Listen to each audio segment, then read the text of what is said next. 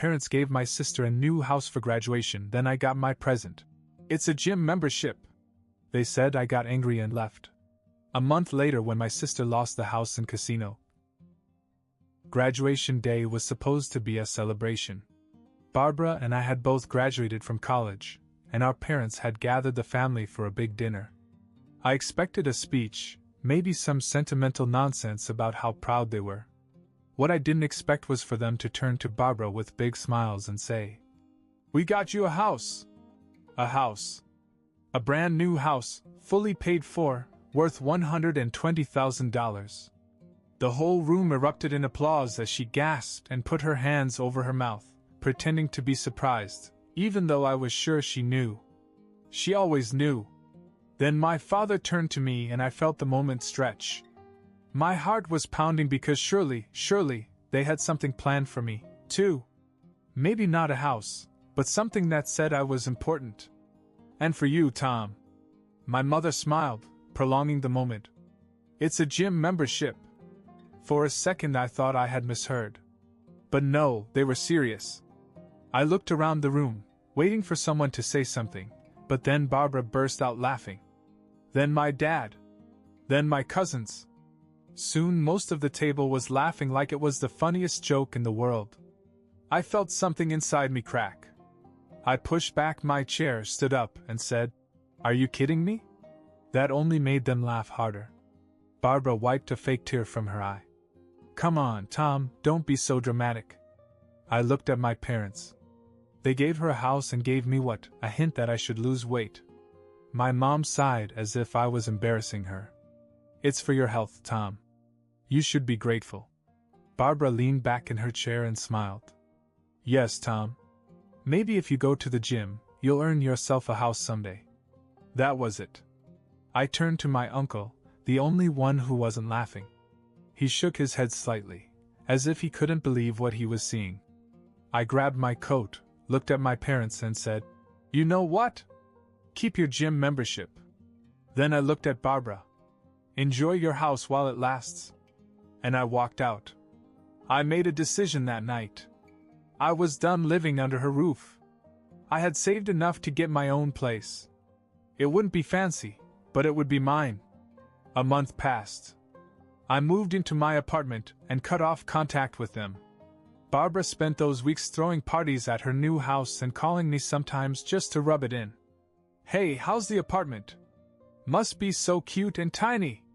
Then one night my phone buzzed. "Barbara." I ignored it. She called again. Then my mom called. Then my dad. Finally I picked up the phone, and my mom's voice was desperate. Barbara had lost the house. Lost it? I thought maybe she had been robbed or had some kind of disaster. But no. She had lost it in a casino. She had this brilliant idea of doubling her money. She didn't tell anyone, just went into a high-stakes game and kept betting until she had nothing left. She didn't just lose her life savings.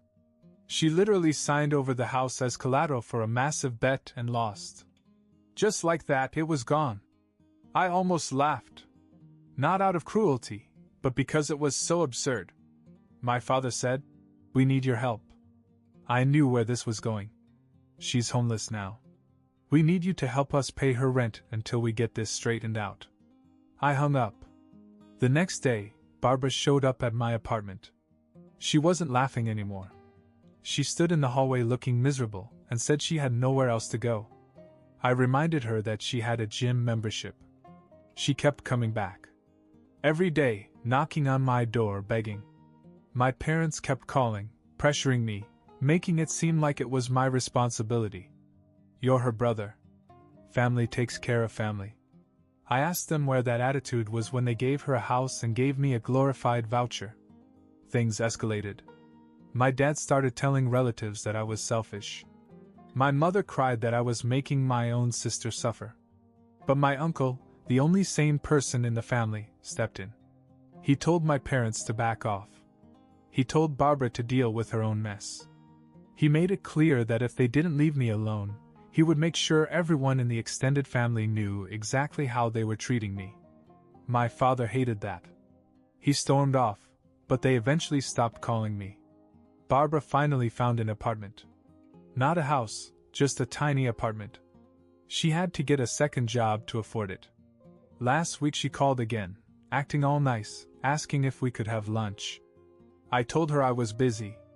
I guess she finally realized that if you spend your whole life laughing at someone, they won't feel bad when you lose. A few weeks went by, and I thought things had finally calmed down. No more calls from my parents, no more knocks on my door from Barbara. I was enjoying the peace. Then, one night, I came home from work, and as I walked up to my apartment building, I saw someone sitting on the stoop. It was Barbara. She looked terrible. Her usually perfect hair was a mess, and her expensive clothes were wrinkled as if she had slept in them. She got up when she saw me. "I have nowhere to go," she said. I sighed. "Not my problem." She followed me up the stairs. "Come on, Tom. Just for a few nights." "No." She grabbed my arm. "Please." I shook her off and unlocked my door. "You have friends. Go to them." She hesitated. Then, in a low voice, she said, "They won't return my calls." That made me pause. Barbara had always surrounded herself with people, but now I realized they weren't real friends. They were there for the parties, the free drinks, the fancy house. Now that she had nothing, they were gone. But that wasn't my problem. I went inside and closed the door. The next morning, she was still there. Sitting in front of my building, wrapped in a thin jacket, looking miserable. I ignored her and went to work. That night she was gone. I thought that was the end of it. But then strange things began to happen. One night I went to get food out of the fridge and noticed that things were missing. Just little things at first. A soda I swore I hadn't drunk. A box of instant noodles gone. Then one day, my leftovers from last night's dinner were gone. I lived alone. I started paying attention. I checked the locks. Everything seemed normal. But then I noticed something strange. The window in my tiny laundry room, the one I never opened, wasn't locked. I had a bad feeling. That night, I set up my cell phone to record the kitchen. The next morning, I reviewed the footage. At 2 a.m., the laundry room window slid open and Barbara climbed in. I stared at the screen in shock. She crept into the kitchen, opened my refrigerator, and started eating. Then she grabbed a blanket from my closet, curled up on the floor, and went to sleep. She had been sneaking in for days. I confronted her that night. She denied it at first, but when I showed her the video, she broke down. She had been sleeping in her car, too ashamed to ask our parents for more help.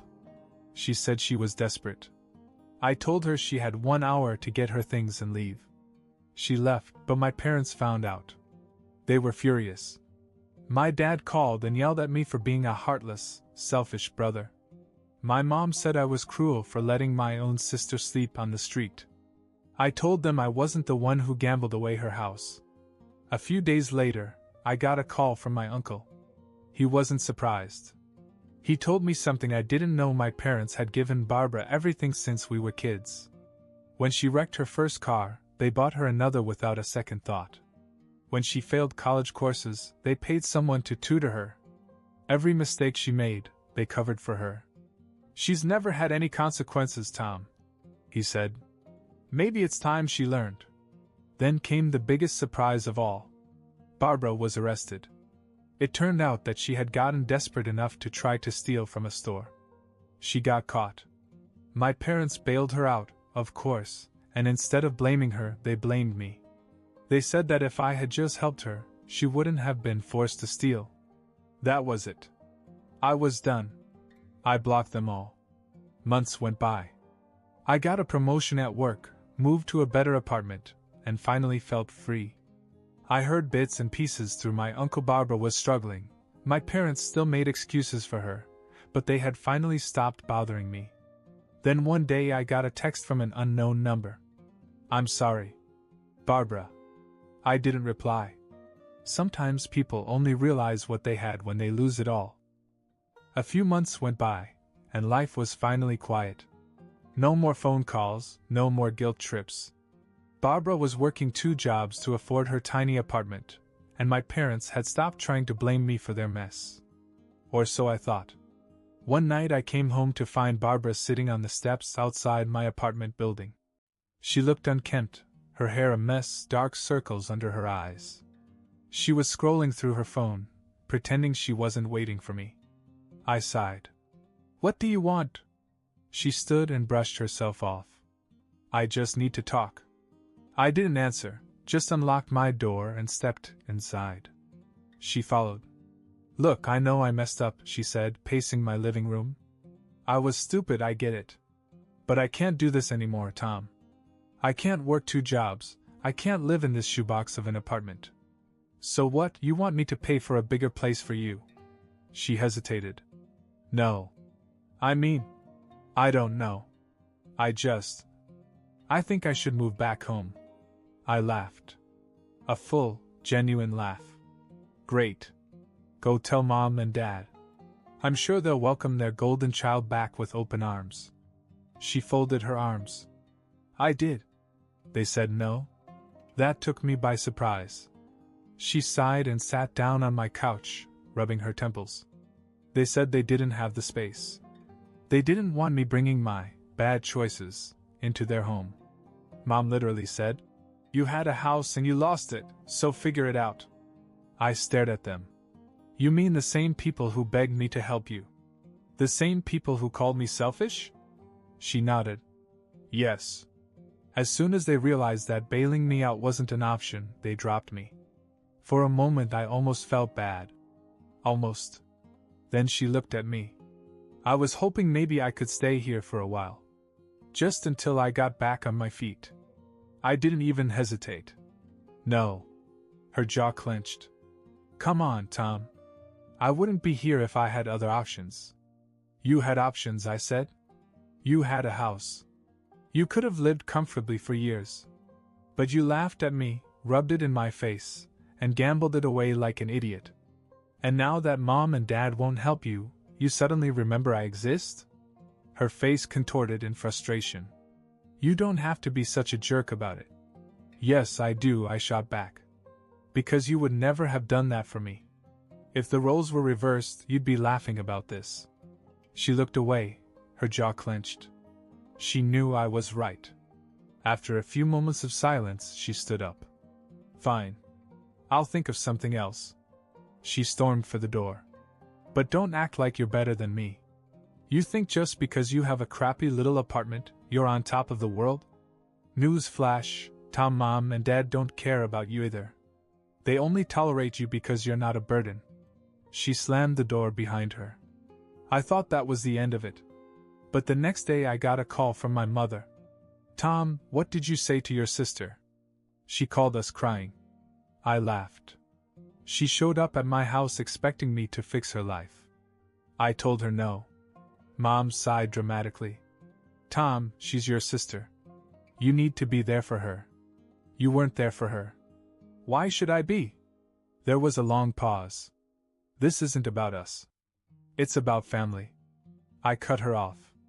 "Oh, now it's about family? Where was that energy when you were giving out houses?" She started to say something, but I hung up. The real chaos began a few days later. Barbara, apparently having decided that I wasn't going to help her, had gone back to our parents' house anyway. She showed up unannounced and demanded that they let her move back in. When they refused, things got ugly. She screamed at them. Called them hypocrites. Told them they had spent their whole lives coddling her and now, when she actually needed them, they were turning their backs on her. Then this was the part that shocked me, she told them they were terrible parents. My mother lost it. She screamed back that Barbara was ungrateful, that she had ruined everything they had given her, that she had embarrassed the family. My dad, who was usually the calmer one, told her that maybe it was time for her to learn to stand on her own 2 feet. Barbara didn't take it well. She picked up a decorative vase from the table and threw it against the wall. It shattered. That was the last straw. My dad grabbed her arm and dragged her to the door, yelling that if she ever did anything like that again, she'd never be welcome back. Barbara left. And somehow, instead of blaming her for her actions, my parents turned it on me. "If you'd just let her stay with you, My mom snapped over the phone later, this wouldn't have happened. I laughed. Oh, so now she's my problem again?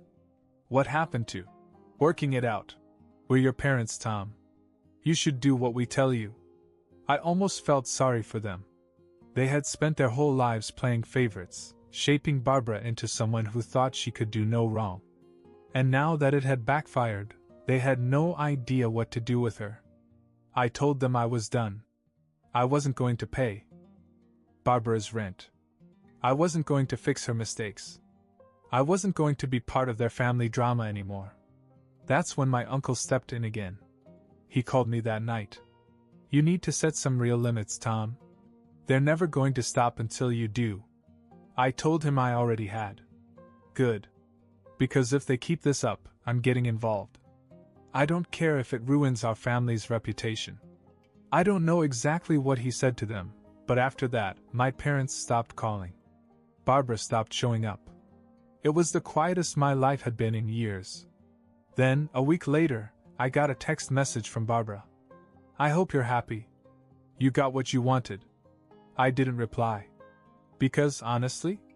Yes. I was happy. Things were peaceful for a while.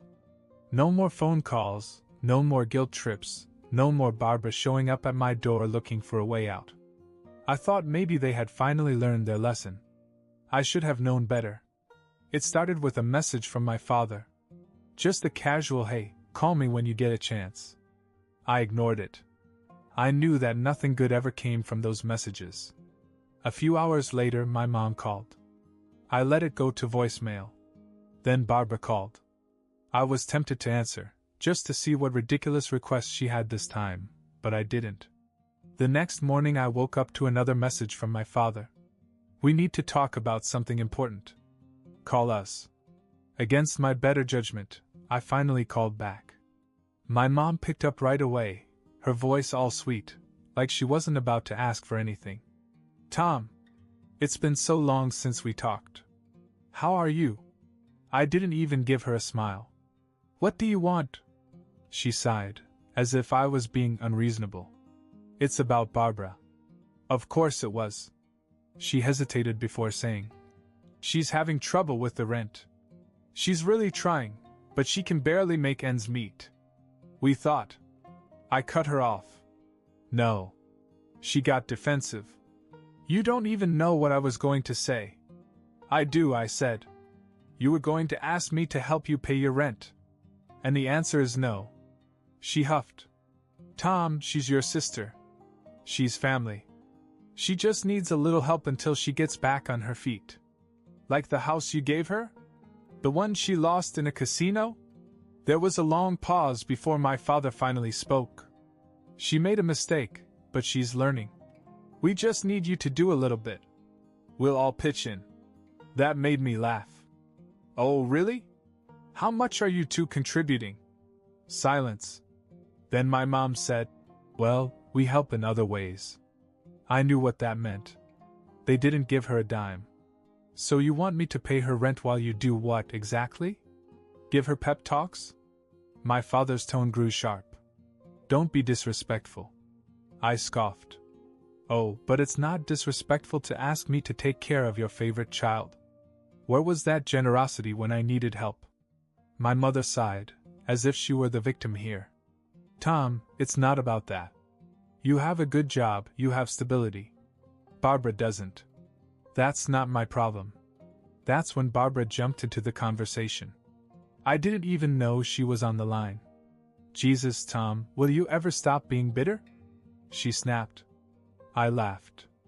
Oh, sorry, am I supposed to just forget how you treated me? You're acting like I personally stole from you, she shot back. I made a bad choice, okay? But you have a good life. You can afford to help me. Just because I can doesn't mean I will. She groaned. You're so selfish. Am I? I said. Where was that energy when you were making fun of my cute little apartment? Silence. Then she tried another angle. Fine. Whatever. If you won't help me, at least lend me some money. I'll pay you back. I laughed again. No, you won't.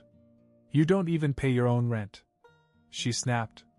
You're unbelievable. You're acting like a petty child. You'd rather see me struggle than help your own sister. I didn't even hesitate. Yep. My dad lost it. Tom, enough. We raised you better than this. That pissed me off. No, you didn't. You raised me to be the backup plan. And guess what? I quit. I hung up. Over the next few days, they kept calling. Sometimes it was my mom, sometimes my dad, sometimes Barbara. I ignored each one. Then my uncle called. They say you're refusing to help Barbara. That you're being cruel. I sighed. And what do you think? He chuckled. I think they're panicking because their golden child has finally run out of luck. And I think you're right to tell them no. That was all the confirmation I needed. The next day I got a final text from Barbara. You're going to regret this. I blocked her number. I thought that was the end of it. But a week later, something happened that changed everything. A week after I blocked Barbara, I started getting strange mail. At first, I ignored it, but when I finally opened one of the letters, my stomach dropped. It was from a bank I didn't recognize, about a loan I had never taken out. Someone had taken out a huge loan in my name. I checked the details, and there it was, my parents' home address. I drove straight to their house, not bothering to call ahead. My mom opened the door with a nervous smile.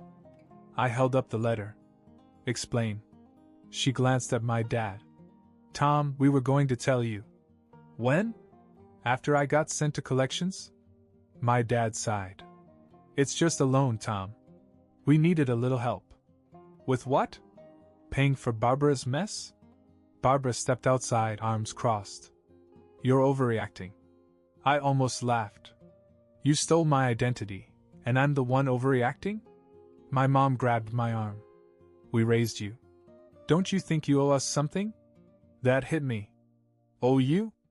My dad crossed his arms. You're acting selfish. We knew you'd never help willingly. I pulled out my phone. You have 48 hours to fix this, or I call the cops. They panicked. 2 days later, the loan was paid off. I didn't ask how. I locked down my credit, blocked their numbers, and cut them off for good. That was over a year ago. Now I live my own life. My credit is fine, my job is stable, and I don't waste a second thinking about them. Barbara, though? She's drowning in debt. My parents finally realize she's a burden, but instead of taking responsibility, they just complain. And now they call me. Not to ask for money, at least not directly. They want me back. The good son. The stable one. The backup plan. I don't answer. Because I know the truth. They never wanted me. They just wanted what I could give them. And they're never getting anything from me again.